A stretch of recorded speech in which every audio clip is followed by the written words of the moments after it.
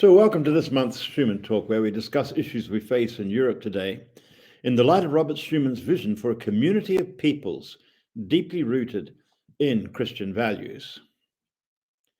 It was on May the 9th, 1950, at 6 p.m., that the French Foreign Minister Robert Schuman gave a 3-minute speech in which he laid foundation for the European house, where today 500 million Europeans live together in peace.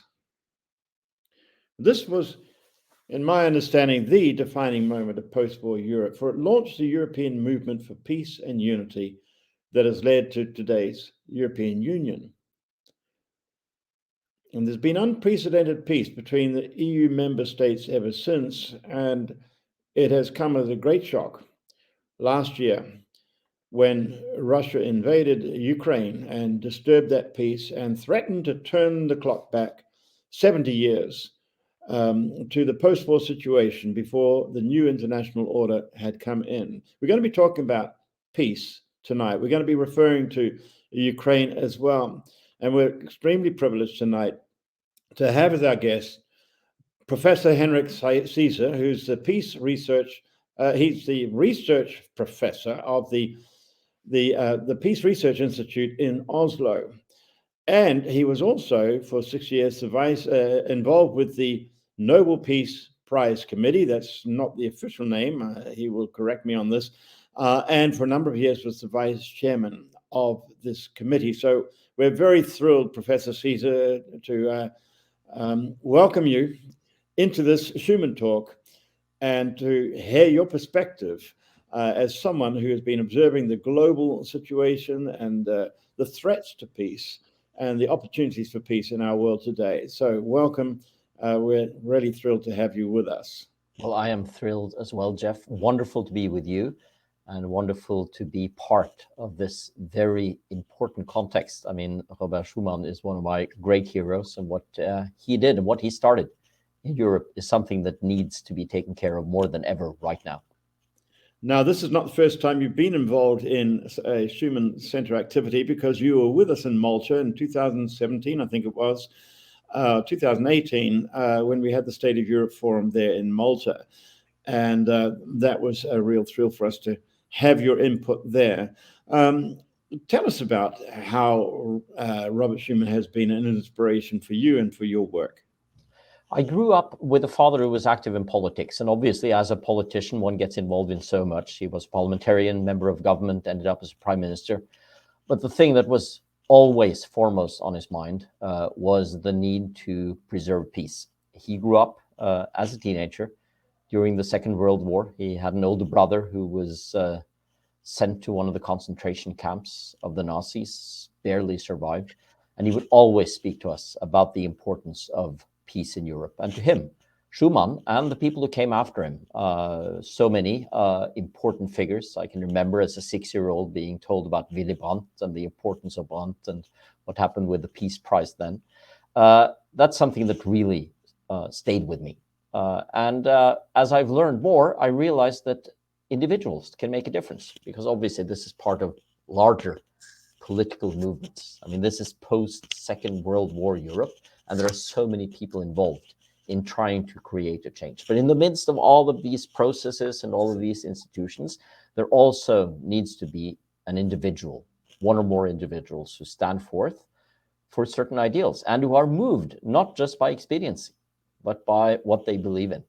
And I think Schuman, and not least the speech he gave, there's so much more, of course, but those 3 minutes on May 9th in 1950 is an example of how individuals who understand the context, understand the institutions, but are still individuals, can make a difference. Yes, I think a lot of people assume that when the guns fell silent in 1945, well, the war was over, peace had started. But actually, the peace had not yet been won.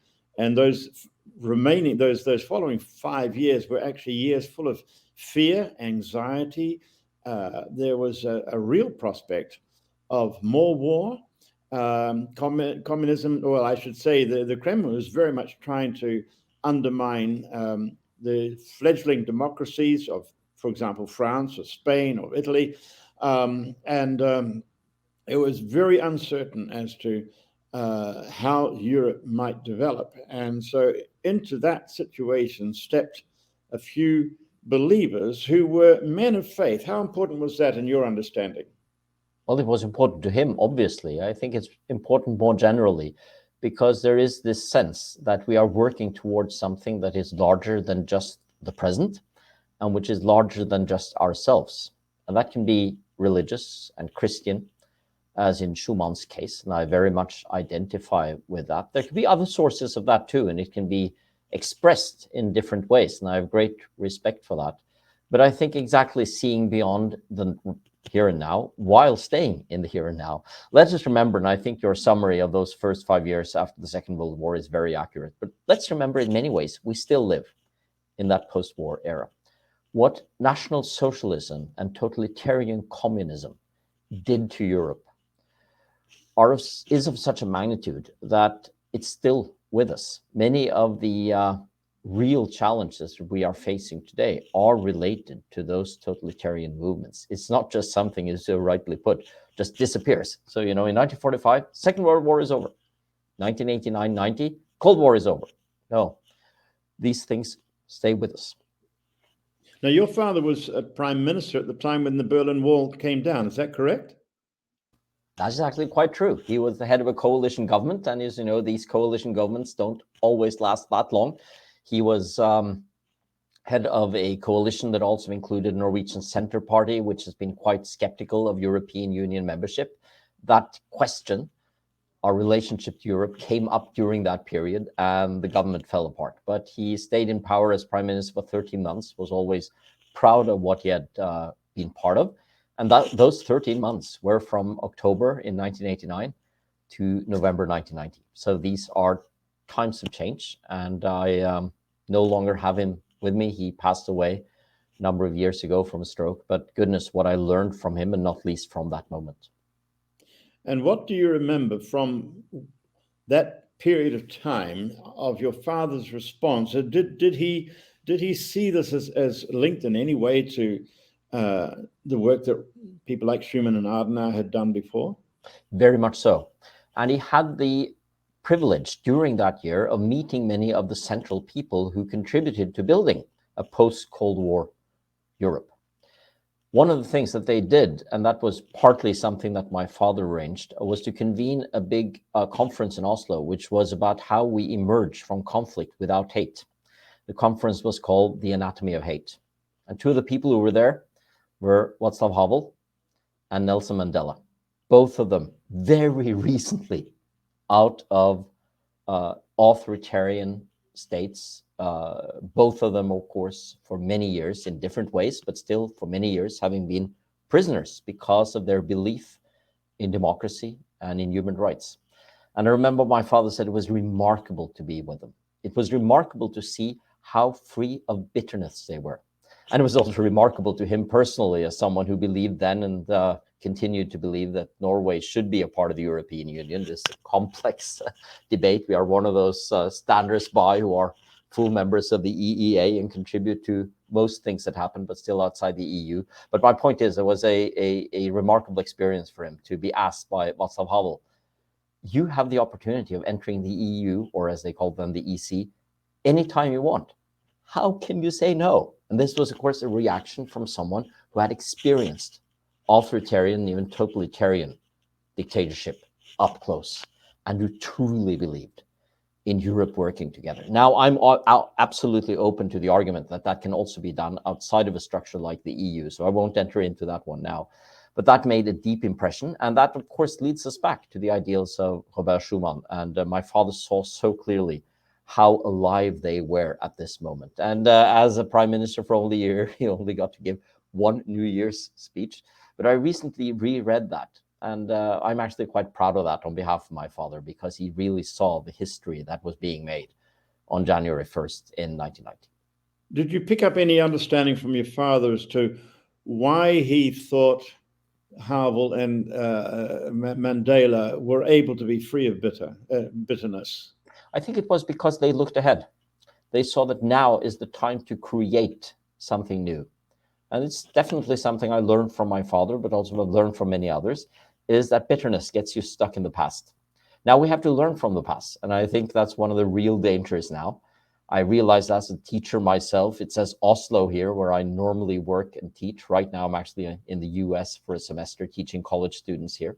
And they're remarkable, great, knowledgeable, but they do not really know that much about history beyond the last few years. And just getting them to realize what happened and what we have to learn from the totalitarian horrors of the 20th century is incredibly important. So that's something I learned, that no, you shouldn't be bitter. You shouldn't get stuck in the past. You shouldn't concentrate too much on yourself or your own experience. But at the same time, experience is the foundation of learning. Looking into yourself. I mean, one of my great heroes in philosophy is the inimitable Augustine, or Saint Augustine, going back, to the 4th and 5th centuries AD. And he had this remarkable idea, which was remarkable at the time, to write what we may even call an autobiography, looking into himself. And that was because he realized, by taking my experience and my own history seriously, I can learn. But not because I want to be stuck there or be angry about things there, but in order to move further towards the future. Yes. Now, some years ago, I had lunch in Brussels with an elderly journalist who had worked with Robert Schuman. And he said he had actually seen the notes that Robert Schuman had smuggled out of his solitary confinement to members of the French underground, in which he had said, we French will have to learn to love and forgive the Germans to rebuild Europe after the war. Now, that was very radical. Do Havel and Mandela, did they talk about forgiveness at all? Was that part of their coping with bitterness? Absolutely. I think you see it in Mandela, not least through his work with another Nobel laureate. I say another because Mandela did receive the Nobel Peace Prize together with Frederick Willem de Klerk, and another South African who received it some years earlier was Desmond Tutu.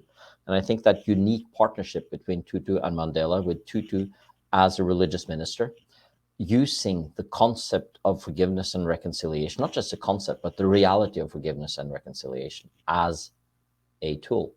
When you look at Havel, he was, of course, a playwright. That is someone who writes down how things could have been. He was also in many ways a philosopher. If you read some of his letters and some of his essays, you see someone who is deeply philosophical. And you see someone who tries to move towards transcendence. Havel probably didn't have faith in the way you and I would talk about it, but still had it. It's clearly in his message, a message of spirituality and transcendence, that we have to move beyond the here and now to create something greater. And that, of course, is not something greater in the humanitarian sense, in the sense of creating something we can work and live peacefully together, not in the sense of some great utopian society like the Nazis or the communists tried to do. And I think that's remarkable about Schuman, is the way in which he managed to formulate this message of peace and reconciliation right in the midst of what was happening. We know that many great people during the Second World War also built in themselves huge hatred towards everything that Germany represented. And while it's understandable, it's not a foundation for the future. And I think looking at exactly where we are now, vis-a-vis our Russian neighbors, this is an extremely important message. How can we stay on message, so to speak, with resistance against evil and at the same time, always openness to creating a future of peace? Yes, indeed. And I think we can see the extreme relevance of the subject we're talking about for our current situation. But firstly, I want to ask you about your involvement with the Nobel Committee, or the Norwegian Nobel Committee. You can correct me with the exact title. You served for 6 years, from the beginning of 2015 to the end of 2020. On this committee, you were vice chair for quite a period of that time. And that meant that you were involved in choosing who would get the Nobel Peace Prize. How does that work? And just to enlighten us all about the Nobel Prize was more than just a peace prize. And we hear some are given out in Stockholm, some are given out in Oslo. Can you explain what happens where? Absolutely. This is all built on the will of Alfred Nobel. He died in 1896 as one of the richest people in the world. He was from Sweden. He was an inventor, maybe most famous for inventing dynamite. Didn't have any children of his own, so he decided that he would give away all of his money, and he wanted to do that to something that could make humanity better. He was inspired by several people to do so and made that decision and divided it into 5 different prizes: for physics, for chemistry, for medicine or physiology, for literature, and for peace. Some may also ask, isn't there also an economics prize? But that's not essentially a Nobel Prize. That was added in 1969 by the Swedish Central Bank and is in memory of Alfred Nobel, but it's actually handed out on the same day, the day being the day of Alfred Nobel's death, December 10th. Sometimes actually living in the north of Europe, I wished he had died in July so we could hand it out in good summer weather. It can be cold on December 10th. He said that these prizes should be handed out through institutions, mainly something called the Academy of Sciences in Sweden. But he said that the Nobel Peace Prize should be handed out in Norway. We don't know exactly why, because he doesn't really give a full explanation of that. But at the time, and up until 1905, Norway was in a political union with Sweden. That was a result of the peace agreements in Europe in 1814 during the Napoleonic Wars. And he probably thought that Norway, which didn't have its own independent foreign policy, was slightly less political, as they would say in the US, that we were a bit more off Broadway. So making one of these prizes quite heavily political, which after all the question of peace is, would probably be seen as more neutral if this were done in Norway. That may have been his reasoning. So it says that the Norwegian parliament should elect a committee of 5 people to make this decision on who gets the Nobel Peace Prize. So when the union with Sweden was dissolved, that was kept. We couldn't change his will after all. And that is why that one Peace Prize is handed out in Norway by what is formally called the Norwegian Nobel Committee, often called the Nobel Peace Prize Committee. And it is parliamentarians that get to pick or nominate and then choose who sits on the committee. So it was a huge, huge honor for me to be asked to do that. There are 6-year terms. You can sit a maximum, according to current statutes, of 2 terms. The meetings are very regular and they all happen physically. So you have to live in Norway or be able to come to Norway regularly in order to do it. So after those first 6 years, although it was hinted to me that they wanted me to be there for another term, I said, thank you very much. That's been fantastic, but I have some foreign entanglements that, like the semester I'm on now, that makes it more difficult. But if I were ever to be asked again to do something like that, of course I would say yes, because it was a great experience, great responsibility, goodness, difficult. What we have to do is to try to take Alfred Nobel's will seriously and build on that to try to identify who is a peacemaker in our world.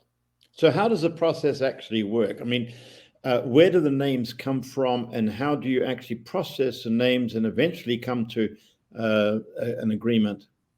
Well, it's a complex task indeed.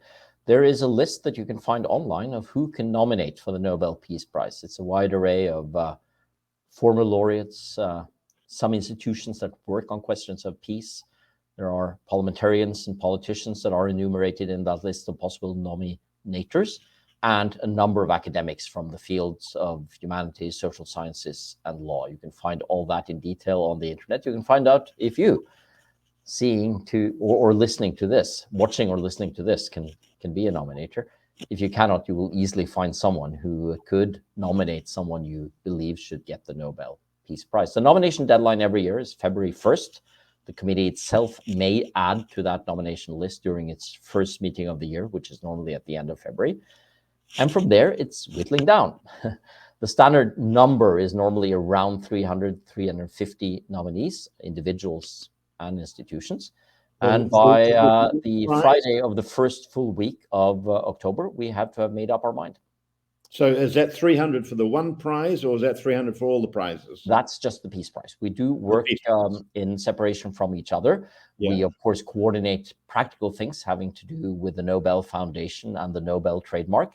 But this is work for the Nobel Peace Prize. And we can share it according to the statutes between a maximum of 3 laureates. So it's either 1, 2, or 3 that share it. As I said, the announcement is made in early October, and getting from February and 350 approximately to that moment in October is a real process of reaching consensus, talking to each other, discussing, finding information, getting consultants to help us to find out who would be the right laureate this year, and then making the decision and handing the Peace Prize out at the ceremony on December 10th. Now, sometimes, of course, the Peace Prize will be controversial, since according to Alfred Nobel's will, it should ideally speak into our times. It even says, the preceding year. That's a tough one, because most people who do great things in the world will have worked on it for years, and often you see well afterwards what it led to. But obviously, this is an ideal, that we should try to find someone who speaks into the present. But that, of course, also means that there will sometimes be controversial prize laureates who may be in the midst of their political or other peace-related work. So among those who do nominate the names, is that quite weighted for Nordic or European or Western, or is it really global? It's really global, and I find that quite remarkable and important. That's actually something that Alfred Nobel put explicitly in his will. He said that this should not be weighted towards Scandinavians, because this was coming out of Sweden, the Union of Norway and Sweden. Some would think that we are looking for Nobel laureates from this part of the world, and he explicitly says that no care should be given to that question of nationality. And I think if you look at the roster of people who have received the Peace Prize, you see quite a large global spread. I think that's part of the meaning of the Peace Prize.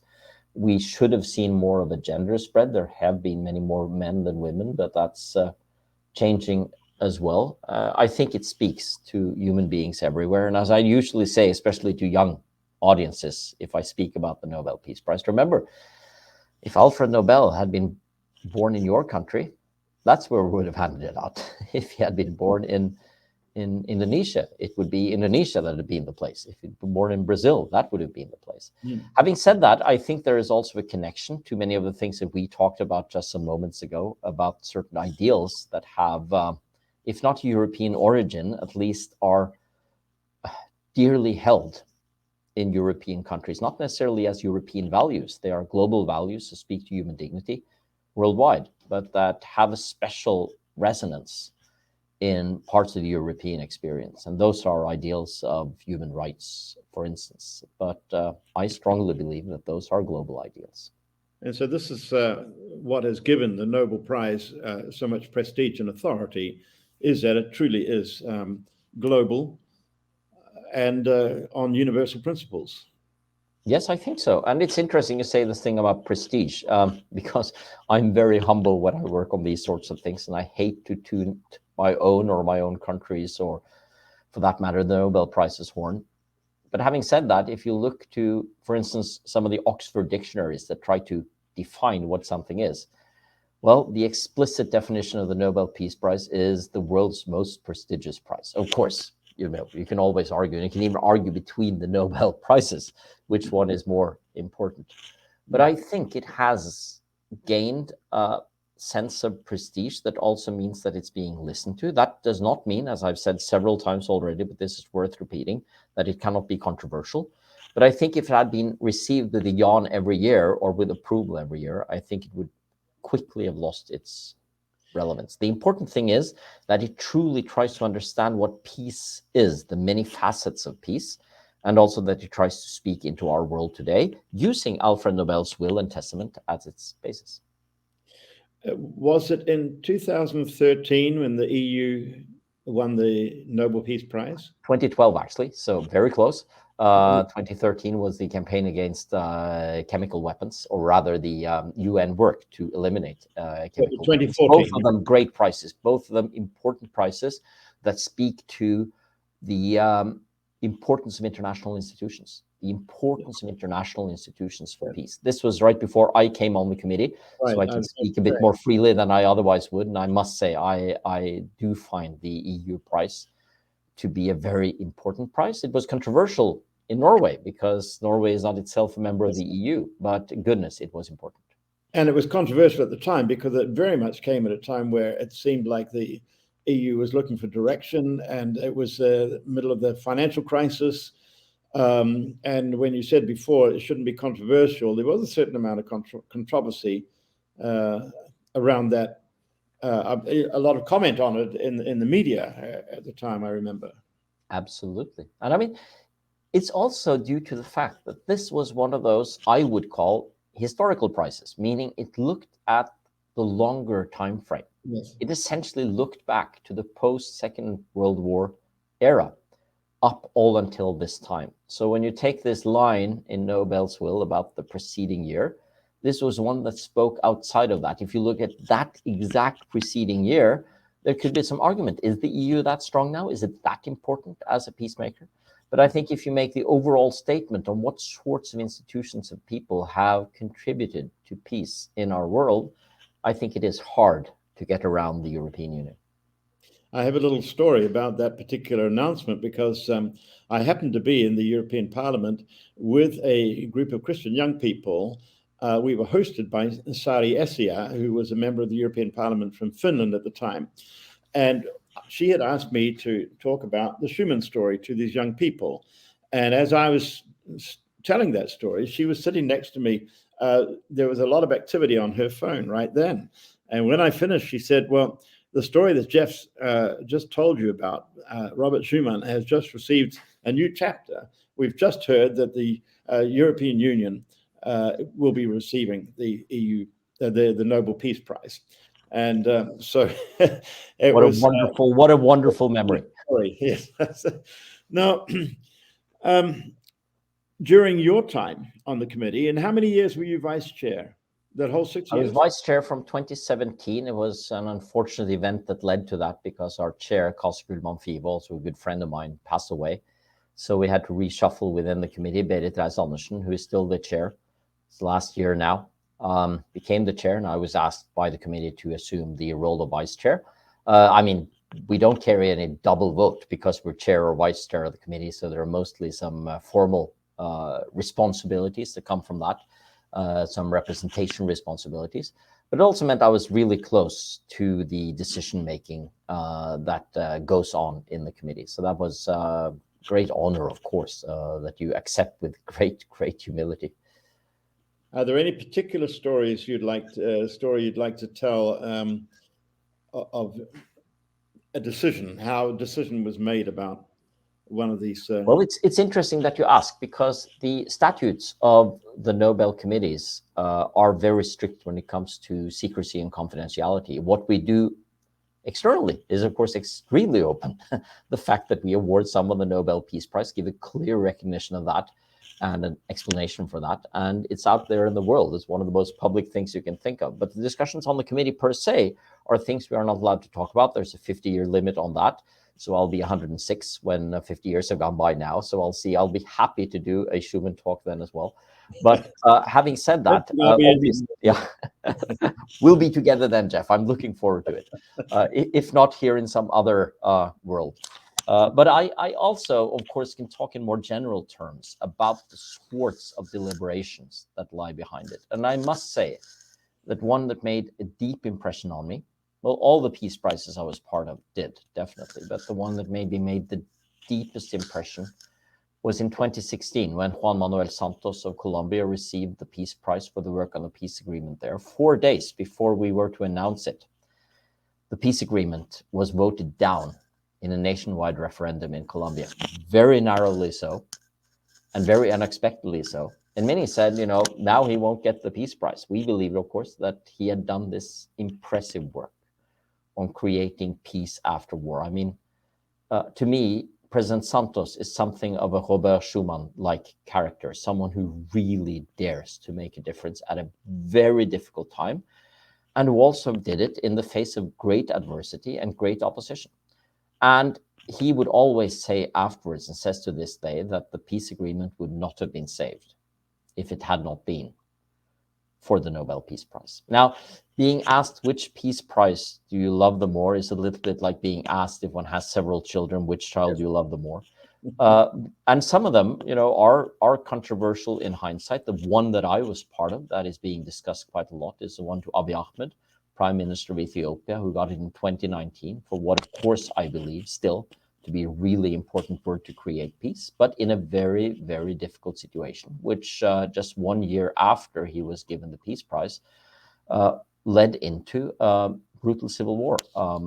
I won't say any more about that because it's really complex and there are so many different views on that. But obviously that one is one that shows the sort of challenges one has. But if I may mention two people who made an enormous impression on me, I must say Denis Mukwege, the surgeon from Congo working against sexual violence in war, a remarkable person. And he got it together with a young Nadia Murad, who had escaped from sexual slavery as a Yazidi, member of the Yazidi minority. To see these two people together. And also, we talked a little bit about the foundation in faith. Now, obviously, Nobel Peace Prize laureates have all different kinds of faiths and come from different parts of the world. But if you take someone like Denis Mukwege and his deep rootedness in a Christian faith and a belief in the dignity of each individual human being, a woman who has been cut open at her genitals and has been repeatedly violated is to him the person who deserves our respect and our compassion and our help more than anyone. The speech he gave in Oslo City Hall receiving the Nobel Peace Prize about these women, goodness, it makes a huge impression. Or if you take someone else who I've been fortunate enough to speak to at several occasions, David Beasley, who is the executive director of the World Food Program. Actually, when you show this, he's no longer, because he steps down after 6 years on April 4th, received the Nobel Peace Prize on behalf of the World Food Program in 2020, the last year that I was on the committee. Also a remarkable man, and to see the way in which he expresses and utilizes and draws on his faith in the remarkable work that they do. Phew, it makes a huge impression. Then you can say that looking at the 6 years that I was on the committee, there wasn't really a strong European prize. So I almost feel embarrassed now being part of this fantastic venue here and talking about the peace prizes that I humbly was part of. But I think all of them speak to values that are also central to the work that you do, Jeff, and the work that the Schuman Talks is about, and what we strive for, at least at our best, in the European community.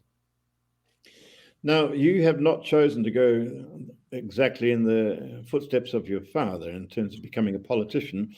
However, your work very much involves the world of politics. Tell us about your work for the Peace Research Institute of Oslo and why you chose to go that way. Well, thank you for asking. In your very generous introduction earlier, you said I was the research professor there. I am a research professor because there are others, as I think we'll come back to in a second, because at the end here, we'll talk a little bit about a very interesting article by a colleague of mine. But we'll leave that for now. Just very briefly, it's a research institute in Oslo with more than 60 years of experience, known as a leading place for interdisciplinary research on peace. This is a place where you'll find great statisticians, people who know all the quantitative dimensions of armed conflict, and you'll find specialists on anthropology, on law. There are even some philosophers there, like myself, working more on the ethics and political philosophy on peace and the contrast between peace and armed conflict. So it's a wonderful place to be, simply because it's interdisciplinary, but also such a generous place. I truly am blessed and grateful for being in such a place, because it also challenges me as someone who comes from a background in philosophy, has worked in the intersection between philosophy and political science, to also take seriously other ways of approaching questions of war and peace. And it's a resource for any layperson to try to read background issues on all sorts of threats to peace in the world today. And we will put the website address on the screen here so that others can have access to that. Henrik, wanting to draw things to a close here, I would like you to address the State of Europe Forum in Stockholm, which is an event that happens each year in the capital of the country with the presidency of the EU, to assess the situation of Europe in the light of Robert Schuman's vision for Europe as a community of peoples deeply rooted in Christian values. I was interested in this little phrase to do with the Nobel Peace Prize. It talked about fellowship among the nations. That's an interesting expression.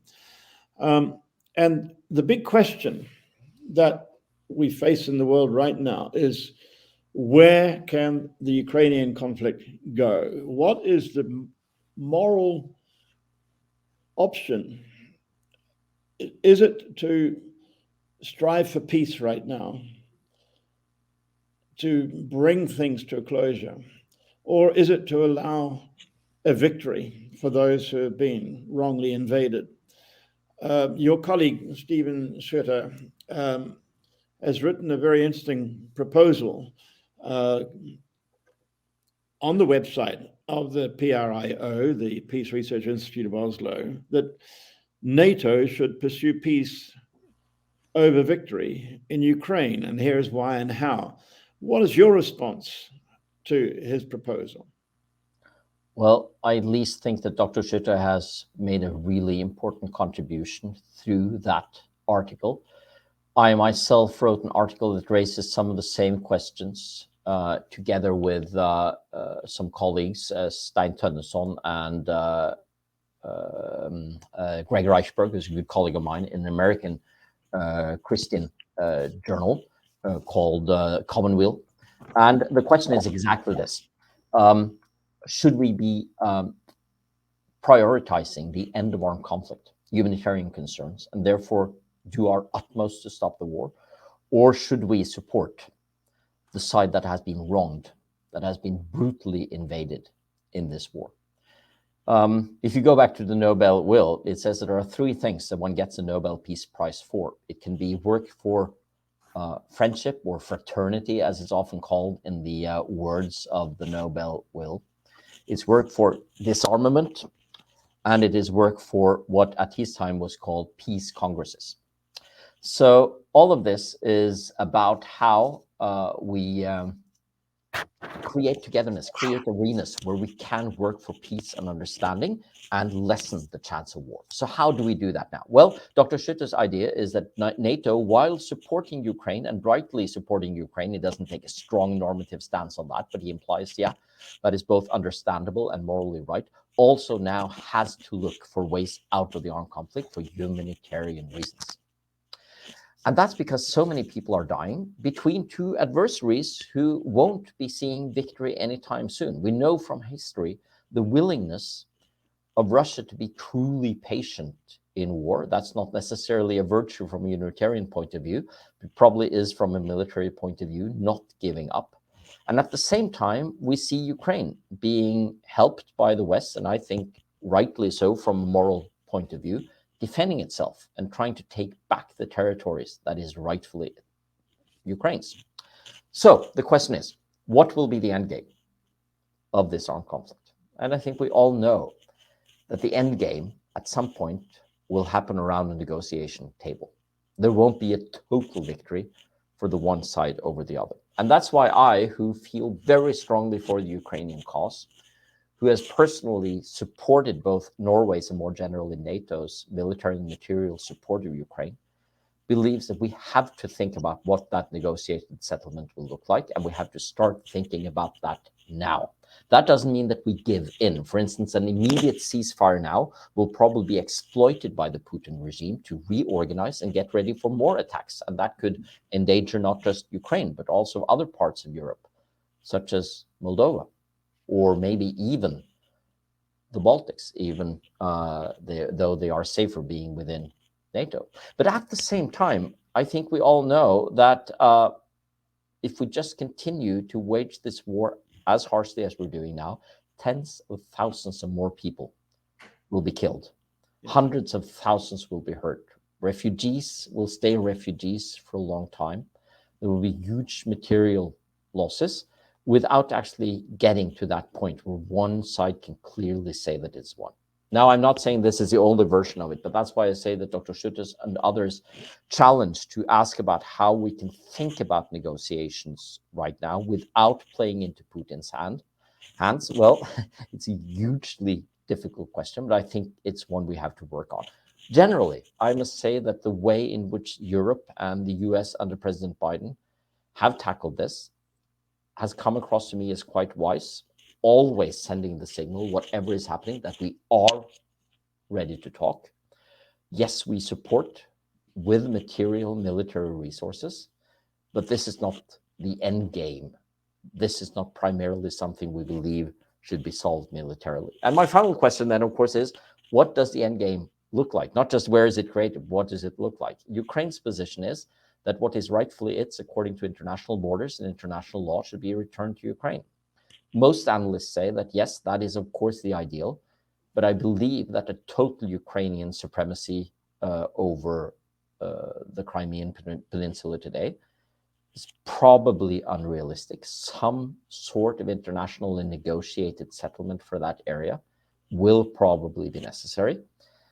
And at some point, we have to sit down and think about it. So let me say, as my colleague on the Nobel Committee, who is now the vice chair, Oslo Toye, says, it is very costly what is happening now. It's costly in humanitarian terms and in lives.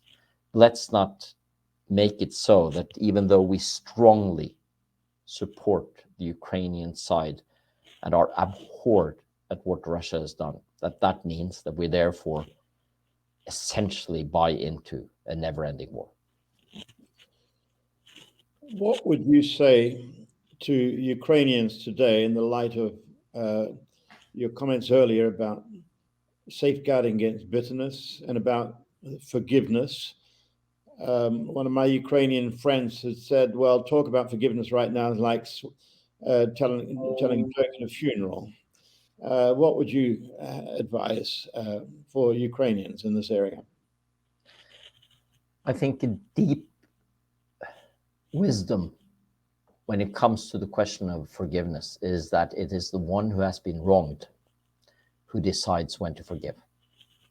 And for us to say, oh, you must forgive, we must carry on, can come across as extremely paternalistic and as very lacking in empathy for what is actually happening and the deep breach of trust and faith that Russia under Vladimir Putin has committed. But we also have to look, for the sake of Ukraine as well, at the longer term. First of all, Russia is not just Putin. It may sound like an obvious and almost banal thing to say, but goodness, how important it is to remember. And also look at questions in our world that we can tackle together and that so many Russians, young and old, would love for us to tackle together. Just think about the challenges of climate change and lack of biodiversity. Just think about the security when it comes to nuclear weapons and real nuclear disarmament. These are things we have to work on together. And I'm actually doing a research project now that I hope will end up as a book, where I'm working on what happened during the Cold War and the space race.